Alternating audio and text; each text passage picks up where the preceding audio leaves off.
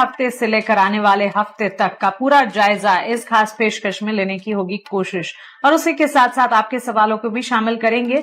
वहीं आपके आने वाले हफ्ते के लिए जब बाजार खुले तो किस तरह की तैयारी करनी चाहिए आपको, इस पर विस्तार से हमारे एक्सपर्ट से बातचीत करेंगे। लेकिन सबसे पहले आपको बता देते हैं कि पिछला हफ्ता जो वो भारतीय बाजार के लिए काफी उतार चढ़ाव भरा रहा। ग्लोबल अनसर्टेनिटीज और वॉर सिचुएशन।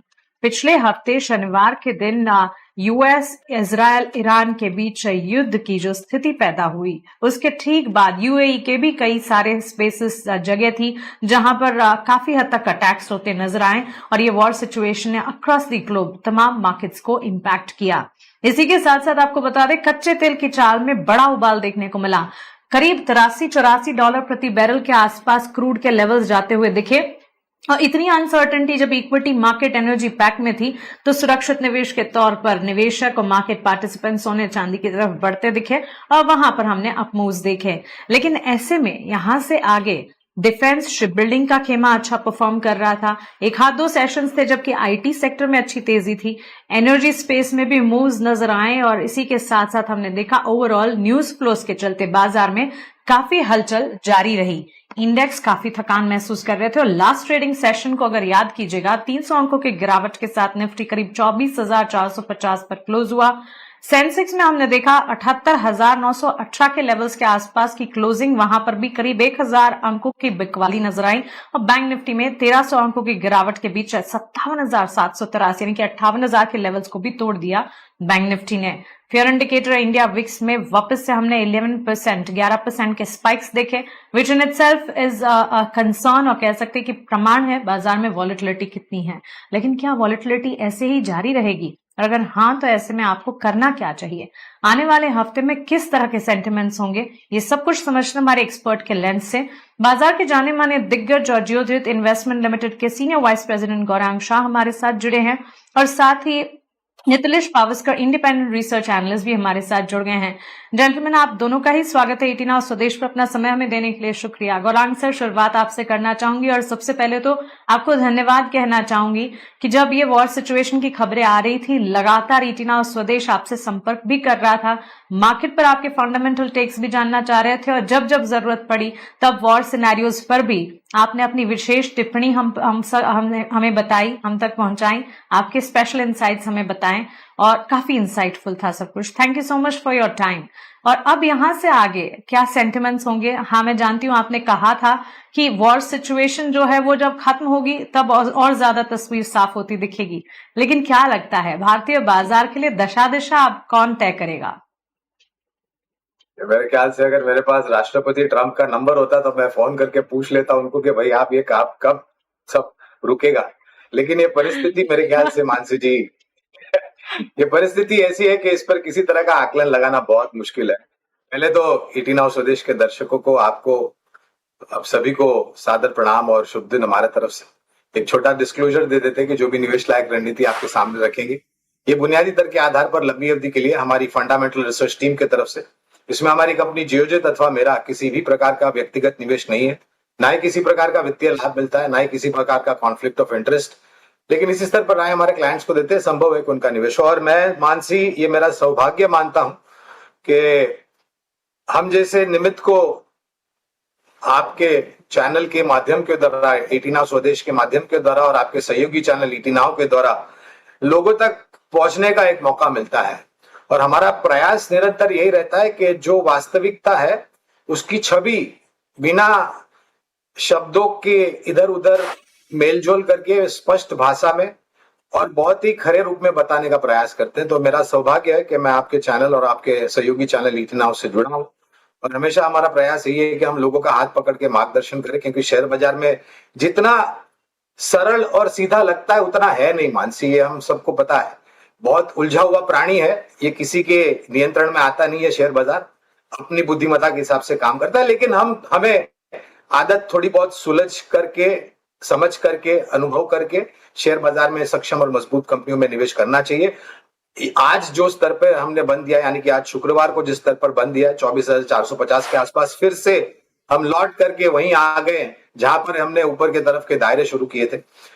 और ये बात आज इसलिए भी ज्यादा थोड़ी बहुत मुझे लग रही थी जब मैं सुबह भी जुड़ा था तब भी मैंने कहा था कि आज शुक्रवार है, हफ्ते का आखिरी दिन, आज शाम को, कल शनिवार को और फिर रविवार को क्या परिस्थिति उभर के होती है खाड़ी देश में ये युद्ध को लेकर के, उस पर आकलन टिप्पणी करना बहुत मुश्किल है। जैसे जैसे खबरें आएगी वैसे वैसे हम आकलन करेंगे और उस पर प्रतिक्रिया देंगे।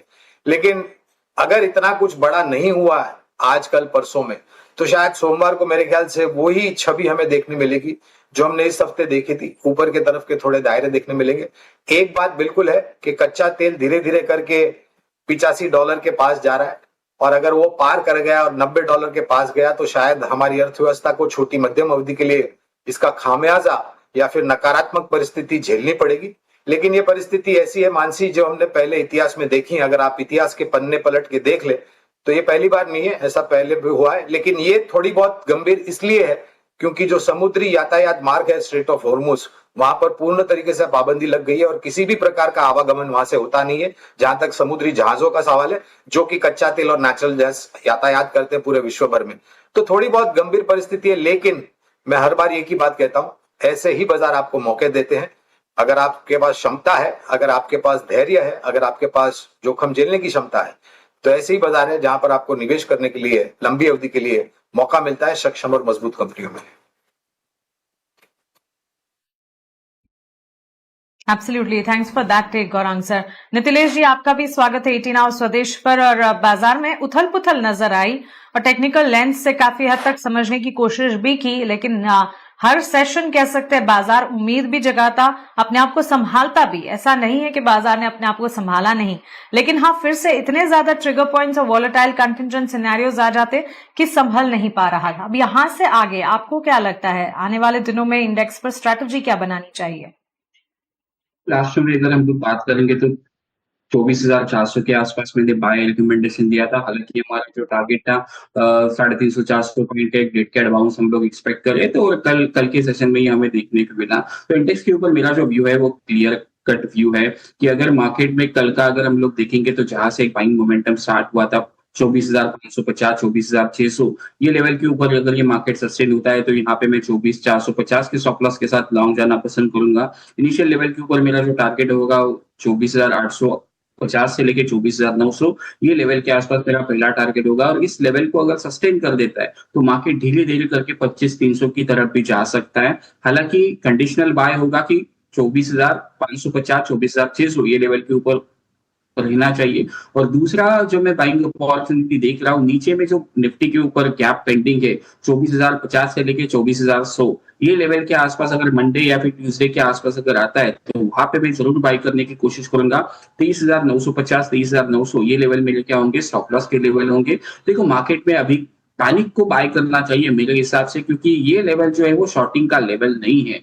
जब तक मार्केट 24,000 के ऊपर ट्रेड कर रहा है तब तक मेरे हिसाब से अभी जो भी शॉर्ट है वो शॉर्ट कट करने चाहिए, बाइंग अपॉर्चुनिटीज देखनी चाहिए, कम क्वांटिटी के साथ आपको निवेश करना चाहिए, क्योंकि अच्छे भाव हमेशा बुरी खबर के साथ ही आते हैं। आपको अच्छे भाव अच्छी खबर के साथ नहीं देखने को मिलेंगे, फिर आप अपने आप को कोसोगे कि मैंने बाइंग क्यों नहीं की। तो धीरे धीरे करके अपनी पोजीशंस को क्या करें, बाय करें। निफ्टी के ऊपर मेरा व्यू जो है वो क्लियर है।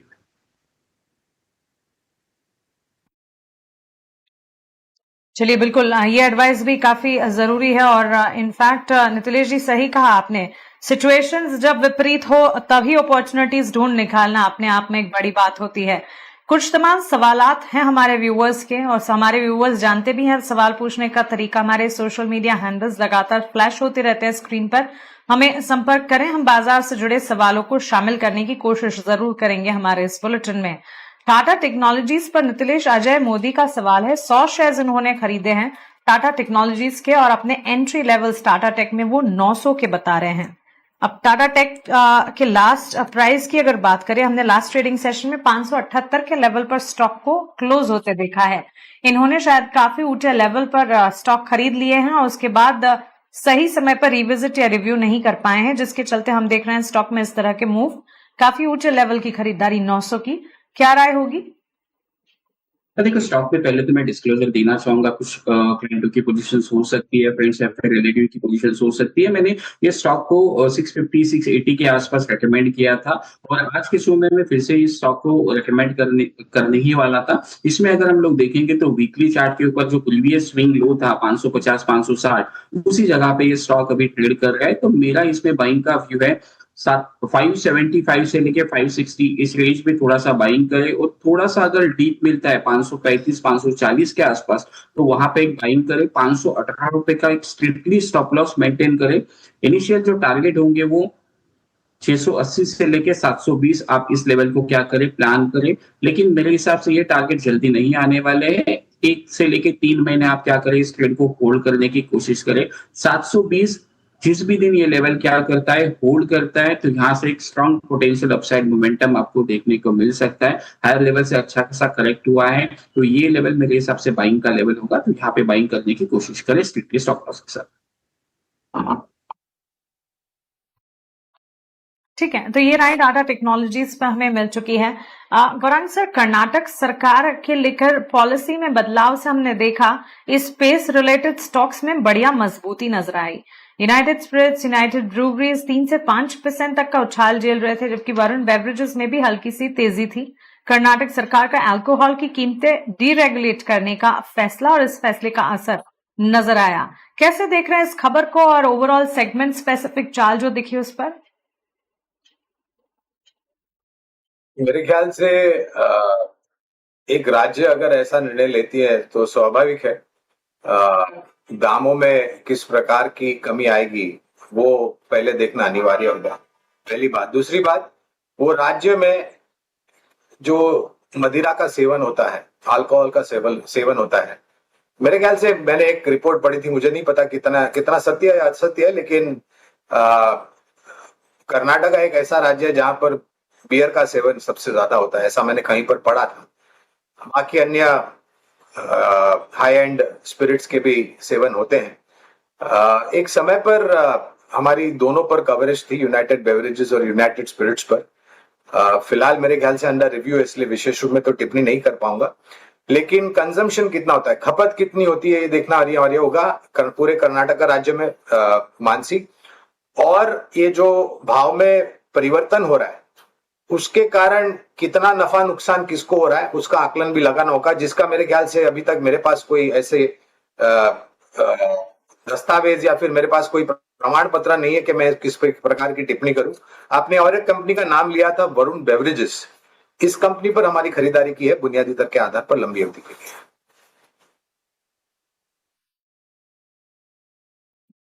ऑलराइट, तो चलिए एक टेक हमें मिलता हुआ पूरे स्पेस और उसके अलावा वरुण बेवरेजेस के स्टॉक प्राइस पर भी। लेकिन इसी के साथ साथ नितिलेश जी, सीजनलिटी फैक्टर को अगर आप देखें, गर्मियों के सीजन की शुरुआत हो चुकी है और कल हमारे एक स्पेशल खास शो में हम ये भी बता रहे थे कि इस बार हीट वेव जो है वो ज्यादा भी होगी, सीरियस भी होगी और लंबी भी चलेगी। जब समर सीजन की शुरुआत हो जाती है तो रिलेटेड प्लेज में एक इम्पैक्ट आता जरूर है। वाइट गुड स्टॉक्स की अगर बात करें, एयर कंडीशनिंग स्पेसेस की अगर बात करें, क्या ये सही समय है इसमें एंट्री अपॉर्चुनिटी ढूंढने का? देखो यहाँ पे मौके ढूंढे जा सकते हैं। वोल्टास की अगर हम लोग बात करेंगे तो लोअर लेवल जो होगा उसके लिए काफी 1450 1420 एक अच्छे लेवल है। यहाँ पे आप क्या कर सकते हो, एंट्री प्लान करके चल सकते हो। लेकिन इस स्टॉक में बड़ा जो ब्रेकआउट हमें देखने को मिलेगा, जो पोटेंशियल ब्रेकआउट है इस स्टॉक का, वो 1520 के ऊपर अगर ये निकलता है, जिसने बार बार अटेम्प्ट करके वही लेवल को रीगेन करने की कोशिश की लेकिन फेल हुआ है। अगर ये 1520 के ऊपर सस्टेन होता है तो यहाँ से एक मोमेंटम स्टॉक में पिकअप होगा, फिर वो स्टॉक 1700 1750 ये लेवल के आसपास क्या हो सकता है, मोमेंट दिखा सकता है। तो 1450 1420 ये लेवल के आसपास बाइंग करने की कोशिश करें। 1380 के आसपास एक स्टॉप लॉस जरूर प्लान करें।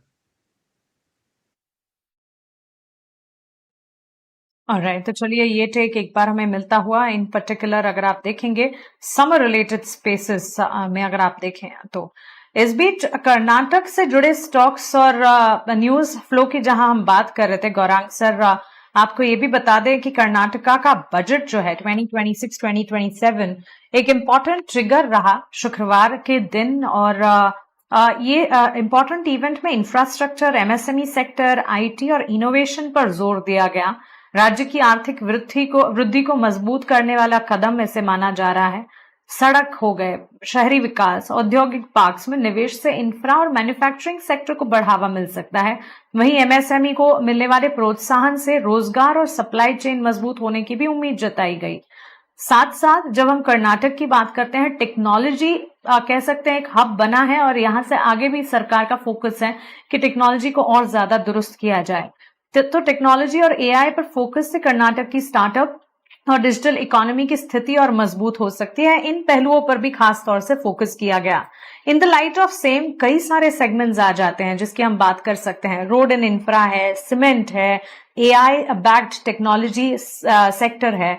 क्या लगता है आपको, एक राज्य है जो फोकस कर रहा है लेकिन ओवरऑल पर्सपेक्टिव से हम इस सेक्टर को एज अ नेशन जिस तरह से डेवलपमेंट होते हैं उस हिसाब से देखेंगे?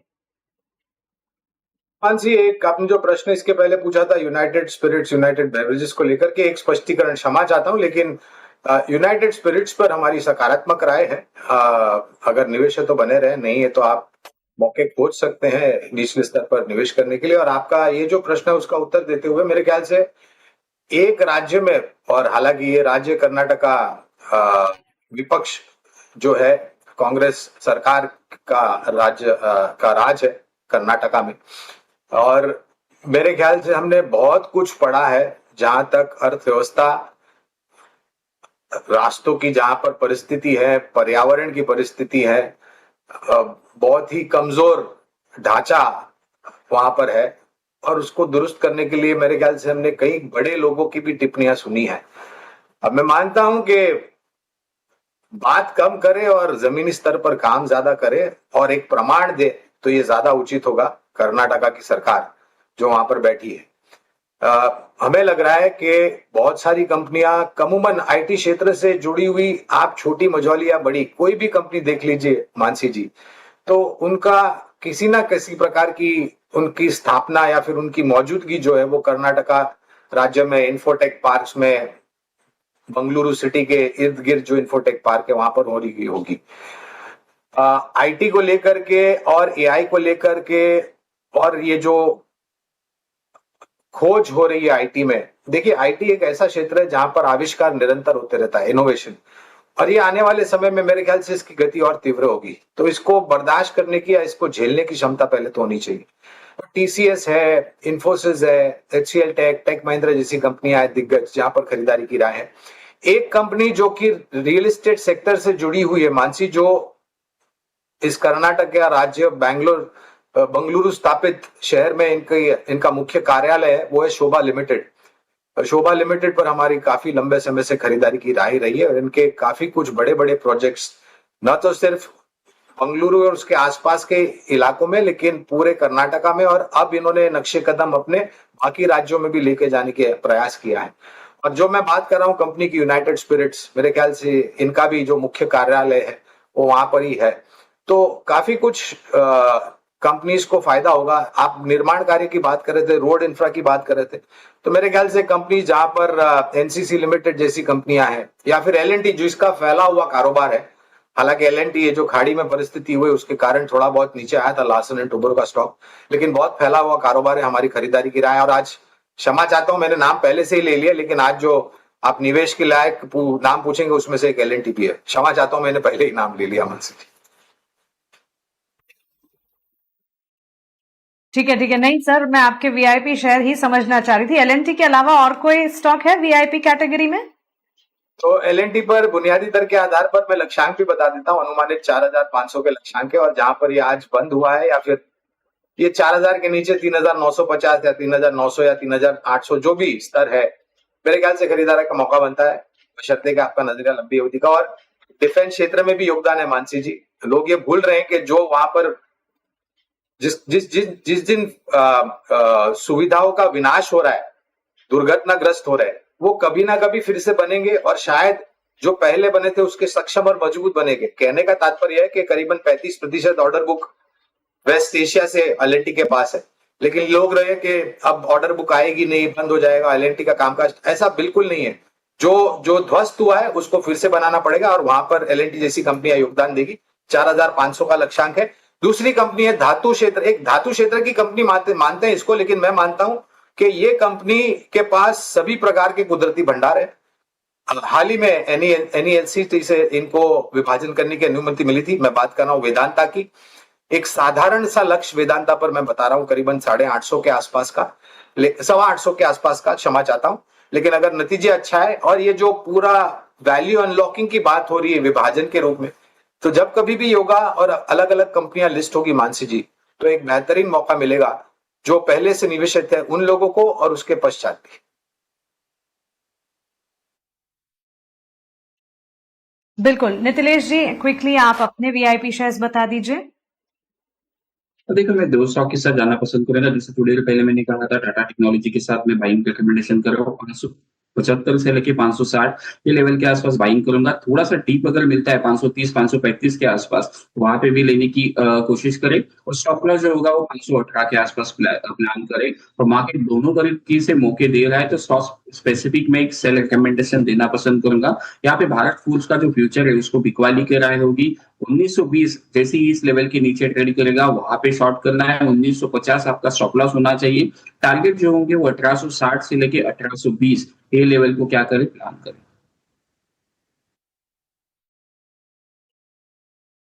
बिल्कुल। नितिलेश जी, गौरांग जी, बहुत शुक्रिया आपका हमारे साथ जुड़ने के लिए, आपके वीआईपी वैल्यू इन्वेस्टमेंट पिक्स बनाने के लिए और हमारे व्यूअर्स की तैयारी अगले हफ्ते की करवाने के लिए। फिलहाल इस खास पेज